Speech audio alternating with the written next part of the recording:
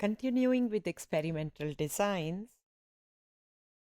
the term experimental design refers to a plan for assigning subjects to treatment conditions, as we've been discussing. A good experimental design serves three purposes. Causation, which is it allows the experimenter to make causal inferences about the relationship between independent and dependent variable. जैसा हमने sleep और reaction time में देखा कि reaction time सिर्फ इसी वजह से स्लो है क्योंकि वो कम सोए हैं. कॉजेशन, लेकिन ये भी हो सकता है कि वो कोई दवाई ले रहे हो, ये भी हो सकता है कि उन्हें कोई फिजिकल रिफ्लेक्स प्रॉब्लम हो, बटन दबाने में मसला हो रखता हो. तो हमने कॉजेशन इस्टेब्लिश करनी है, तो उसके लिए हमें बाकी सारे कंट्रोल जो हैं वो फिर देखने पड़ेंगे कि हम बाकी रीजंस जो हैं इंडिपेंडेंट वेरिएबल के अलावा उनको रास्ते से हटा सकें ताकि हम कॉजेशन इस्टेब्लिश कर सकें. ये कॉज है और ये इफेक्ट है. कंट्रोल, जैसा मैंने कहा, कोई भी और alternative effect of extraneous variable जो है, जो कि इंडिपेंडेंट वेरिएबल के अलावा हैं, वो नहीं इसमें शामिल होना चाहिए आपके एक्सपेरिमेंट में. और ये स्टडी जो हम डिस्कस कर रहे हैं, ये एक अच्छी एग्जांपल है कि इसमें कई और फालतू या एक्सट्रेनियस वेरिएबल्स हो सकते हैं जो उनके रिएक्शन टाइम पे असरअंदाज हो रहे हों, और हम अपने एक्सपेरिमेंट में ये साबित करना चाहते हैं कि वो तो कम सोने और ज़्यादा सोने या पूरी नींद ना लेने और कम नींद लेने की वजह से जो है उनका रिएक्शन टाइम स्लो है. हमें पता ही नहीं, ये तो देखा ही नहीं कि हो सकता है कि जो एक ग्रुप में हो वो वैसे ही स्लो हों सारे, और जो दूसरे ग्रुप में हो वो बड़े क्विक हों किसी चीज़ को रिएक्ट करने के लिए, रिस्पॉन्ड करने के लिए, और लोगों में ऐसे डिफरेंस होते हैं. सो अच्छा एक्सपेरिमेंट इस्टेब्लिश करेगा कि इन चीज़ों को कंट्रोल किया जाए. और वेरिएबिलिटी, जो with in treatment condition variability है, उसको रिड्यूस कर देते हैं. एक कंडीशन है 2 आवर स्लीप और एक कंडीशन है 10 आवर स्लीप. अब उनके अंदर ही जिनको 10 आवर स्लीप मिली है, उनके आपस में जो वेरिएशन हो सकती है, एक से दूसरा मुख्तलिफ हो सकता है, कोई और चीज़ डिफरेंस हो सकती है विद इन दैट ग्रुप, उसको हम जो है वो रिड्यूस कर लेते हैं. तो ये एक अच्छे एक्सपेरिमेंट की ज़रूरत है ताकि हम ट्रीटमेंट कंडीशन का जो डिफरेंस है वो क्लियरली देख सकें.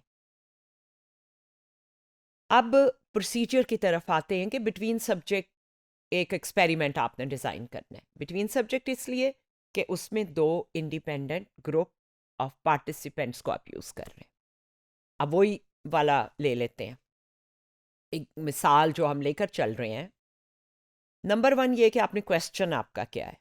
दूसरा ये कि आप अपना हाइपोथेसिस बनाएंगे, question, then forming a hypothesis, और उस हाइपोथेसिस को ऑपरेशनलाइज करेंगे, यानी उनको इन टर्म्स में बयान करेंगे, ऐसे अल्फाज में बयान करेंगे कि हमें ये पता चले कि इसके अंदर जो वेरिएबल हैं वो किस तरह मेजर किए जाएंगे, वो किस तरह कंसेप्चुअली और ऑपरेशनली डिफाइन हो रहे हैं, वो है क्या, स्लीप से मुराद क्या है, उसको किस तरह से क्वांटिफाई करना है. उसके बाद आप प्लान करते हैं एक्सपेरिमेंट. उसमें आप मेजरमेंट चूज़ करते हैं, स्लीप को कैसे मेजर करना है, पार्टिसिपेंट्स कौन से लेने हैं, और जो लॉजिस्टिक्स हैं, लैब है, टाइमिंग है, इंस्ट्रक्शंस हैं. फिर हम कैरी आउट करते हैं, कंडक्ट करते हैं और रिकॉर्ड करते हैं एक्सपेरिमेंट को. फिर उसको एनालाइज करते हैं और रिपोर्ट करते हैं. क्वेश्चन, अब इस स्टडी में क्वेश्चन है, does sleep quantity affect reaction time. अब ये तो एक ब्रॉड सवाल है, सवाल बहुत से शुरू में इसी तरह पूछे जाते हैं. Method of study affects the grades. अब मेथड ऑफ स्टडी भी आपको बाद में डिफाइन करना पड़ेगा, और ग्रेड्स आपने कैसे डिफाइन करने हैं, परसेंटेज है या जीपीए है. तो क्वेश्चन के लेवल पे ये चीज़ नहीं होती, अभी सिर्फ क्वेश्चन है.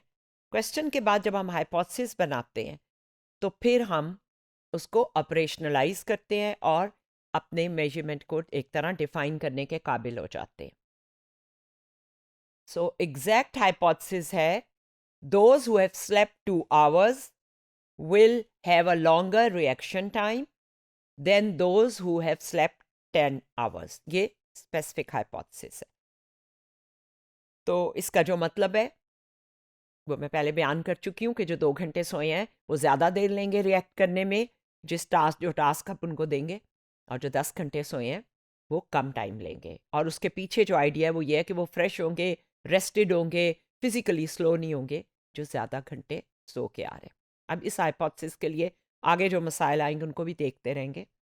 अब आपने मेजरमेंट चूज़ की है, डीवी है रिएक्शन टाइम टास्क, आईवी है amount of sleep, choosing of participants है, किन को लेना है, स्टूडेंट्स को लेना है, लेना कैसे है, ईमेल भेजनी है, नोटिस बोर्ड पे लगाना है, ऐलान करना है, पैसे देने हैं, फ्री लेने हैं, वॉल्टियर्स हैं, कोई पकड़े हुए हैं फैमिली मेम्बर उन्हीं पे कर लेना है, उनको लेना कहाँ से है। ये लॉजिस्टिक होते हैं एक्सपेरिमेंट के। और ये एक्सपेरिमेंट्स जब हम कंडक्ट करते हैं तो स्टूडेंट्स सीखते हैं, जो प्रैक्टिकल वाला पार्ट है उसमें भी, लेकिन डिज़ाइन में भी इन स्टेप्स के बारे में थोड़ी सी बात हम करना चाह रहे थे। फिर लॉजिस्टिक है, लैब में लेना है, क्लासरूम में करना है, कब करना है, 9 से 10 का टाइम रखना है, उनको क्या बताना है कि हम किस चीज़ का एक्सपेरिमेंट कर रहे हैं। फिर कैरी आउट करने के सारे लॉजिस्टिक्स हैं, कोई प्रॉब्लम हो रहा है आप रिकॉर्ड भी कर रहे हैं, बात भी कर रहे हैं, इक्विपमेंट भी मैनेज कर रहे हैं, तो हो सकता है 3 लोग मिलकर करें, 2 लोग करें। रिकॉर्ड कंप्यूटर पे करना है या पेपर पेंसिल पे करना है, हमें किसी और की ज़रूरत है, दरवाजे के बाहर साइन लगाना है कि अंदर एक्सपेरिमेंट हो रहा है, कोई आए ना। बहुत से क्वेश्चंस हैं। तो अब ये जो टास्क थी इसमें आपने मेजरमेंट भी देखी, इंडिपेंडेंट वेरिएबल भी देखा, इनमें से कोई भी मेजर हम यूज़ कर सकते हैं, और इन्फॉर्म करते हैं पार्टिसिपेंट्स को कि इस वक्त आना है, ये मकसद है, और इतनी देर के लिए आपको आना पड़ेगा। इक्विपमेंट को पहले से करके तैयार रखना है, वरना आपका एक्सपेरिमेंट कैसे स्टार्ट होगा। और उसको टेस्ट भी करना है इक्विपमेंट को कि वो ठीक चल रही है उस एंड टाइम पे जब लोग आकर बैठ गए हैं और आप फंबल कर रहे हैं अपने कंप्यूटर से या अपनी स्क्रीन से, तो फिर इस तरह तो एक्सपेरिमेंट एक प्रोफेशनली अपीयर नहीं होगा एक अच्छे इमेज के साथ। फिर मेकिंग श्योर कि वहाँ पे डिस्ट्रप्शन और नॉइज़ नहीं है, और डेटा को रिकॉर्ड करना और मैनिपुलेट करना अपने सारे सिस्टम को, वो सब कैरिंग आउट का हिस्सा है, इस प्रोसीजर का हिस्सा है। फिर आप स्कोरिंग करते हैं, डाटा इनपुट करते हैं, उसके एनालिसिस करते हैं, रिजल्ट सामने आते हैं, which is very exciting part of conducting an experiment. जितनी मेहनत की है ना वो रिजल्ट्स के सामने आकर एक तरह से वसूल हो जाती है, क्योंकि एक नतीजा, एक फ्रूट आपको अपनी मेहनत का नज़र आता है। एक्सपेरिमेंटल का हॉल मार्क है जब वो अपने रिजल्ट को देखता है और उसके बाद वो उसे रिपोर्ट करता है इस फ़ख्र के साथ कि उसने एक सिस्टमेटिक साइंटिफिक एक्सपेरिमेंट किया है, जिसमें कंट्रोल के साथ इंडिपेंडेंट वेरिएबल ने डिपेंडेंट वेरिएबल को अफेक्ट किया है, और वो बता सकता है कि ऐसा ही हुआ है।